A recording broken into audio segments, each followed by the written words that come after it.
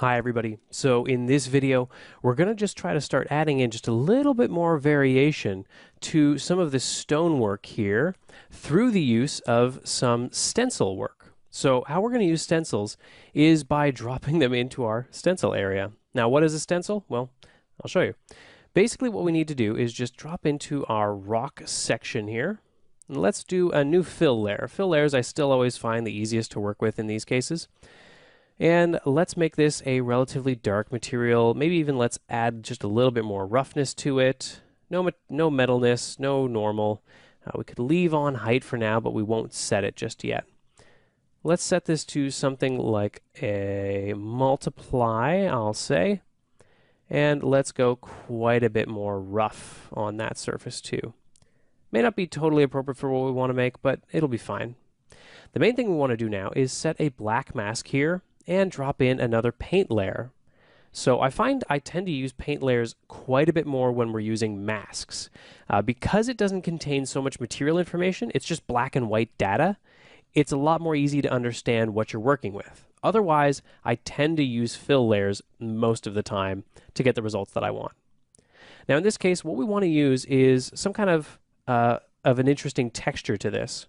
So let's look through our grunges here and find a grunge that's going to have an appropriate kind of shape to it that's going to match the kind of details that we might want to sort of stack on top of this. Now, what you may find is that that may come from the concretes or the dirts in this case, because they're going to have some of those kind of sharp textural qualities to them that might be a little bit more interesting to work with. So again, you kind of just start to feed through these to see what looks good, to see what gives you that kind of interesting result. See if anything has a kind of an interesting splatter to it. So these splashes dusty might be pretty good to work with. You can look through some other ones here, but I think I'm going to go with these in this case. So what I'm going to do is just drag splashes dusty over to the stencil, and you'll see this kind of just shows up on screen. You basically just see a bit of this splashes dusty just here. Now I could intensify that, maybe even add a little bit more contrast to it, and you'll start to see that we've got some pretty interesting shapes here. And basically, if I start to paint, let's just position this. If I start to paint, what's going to happen is I'm painting that splashes dusty texture on top of everything that exists here. And that is actually going to be pretty good, but maybe it doesn't have quite the control I want.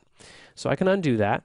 I can hold S, which will give me control over where this shows up.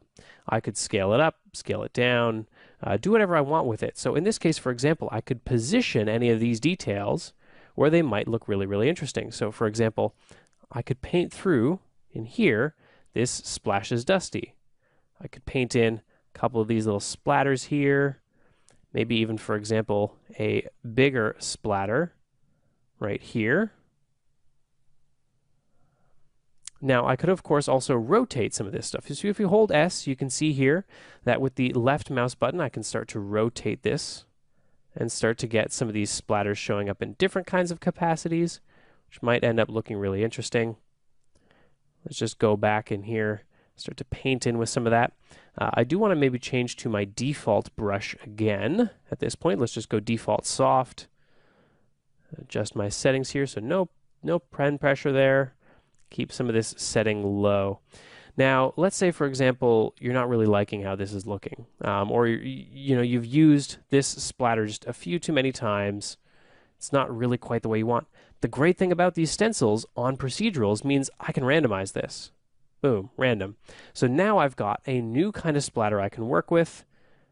Let's just hold S. Let's maybe push this in. And we've actually got some different kind of dust qualities to this too. So maybe dust intensity 1's just, not very nice. Maybe these spine qualities are just not quite what we want. These distortions could be a little bit higher, a little bit lower maybe. And the quantity could be just significantly reduced as well. So we could start to incorporate in some interesting kinds of damaged elements here with a little bit more specific kind of color to it. Start to just kind of build that in into certain spots. Rotate this to where we want it to be. And try to get some really, really interesting kind of paint coming out of these different elements here. All of them can be very specifically built so that you're kind of getting the exact result you want. We could lower the contrast as well so that we get just a little bit more paint out of this. Let's lower that contrast some more. Maybe even brighten this up so that we still get quite a bit more paint out of this in this case. And again, if we want to bring this in closer so that we get just a few of these little details built in here. Just kind of pop in some of this stuff here. And all of it becomes really, really manageable to work with. And if you don't want to see it at any point, you can just kind of take it off, paint out any of this information that you didn't want with various types of brushes, just to kind of play with some of those surfaces just a little bit more to get that kind of grunge and damage that you're expecting to see from sort of a more customized, sort of complete piece. And again, just drop that stencil back in. Let's increase that contrast. Let's go a little bit more with that brightness. There we go. And again, we could also invert this to try to get the opposite effect, but in this case, it's not really going to work for this texture per se. Let's randomize this a couple more times, see what results we get, and start to just build these in to some of these crevices here, which I think will start to look pretty convincing. Right in here, I think that'll be pretty good. We've got this paint going on. Just make sure we're using the darkest values here. There we go.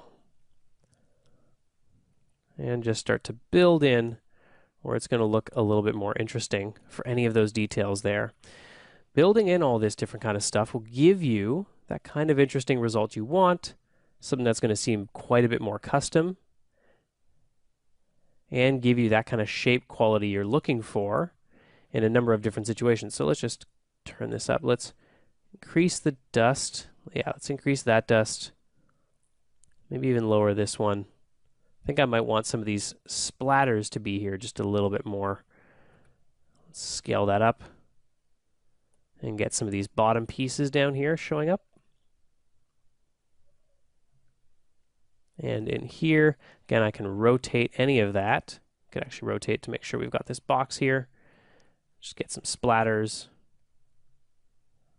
All of this works out really, really nicely for getting that kind of effect that we want. And again, we can just lower any of that if we want to get this working a little bit softer or a little bit more built up. There we go. And again, for any of these pieces here, what you want to watch out for is you don't want to be painting this outside edge either. You want to make sure that you're only painting sort of these inside areas, because remember, these sections, let's just lower that contrast a bit more, these sections will always stay connected to the stone, but these pillar pieces won't necessarily, so you just want to be a little careful to not put too much of those elements in there. There we go.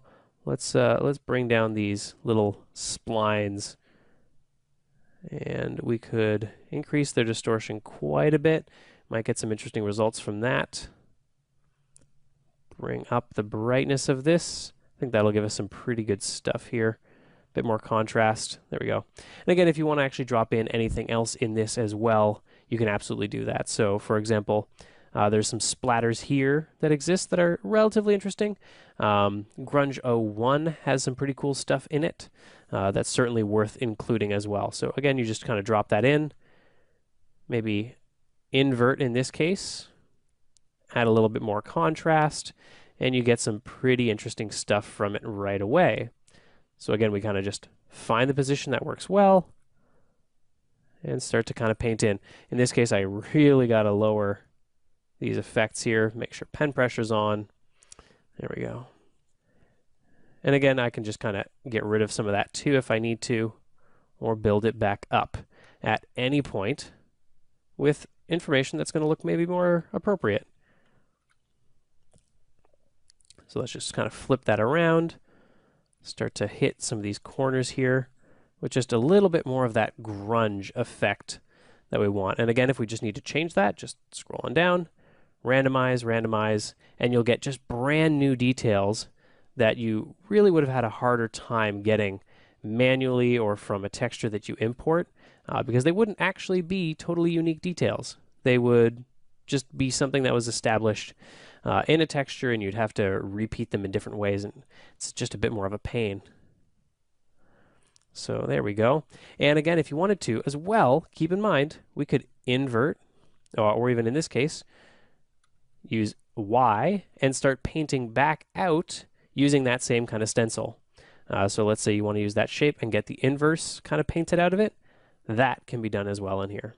So we'll just remove that stencil, and it's worthwhile to check out this larger texture as well, or this piece, so you're kind of seeing how this looks in a different kind of context.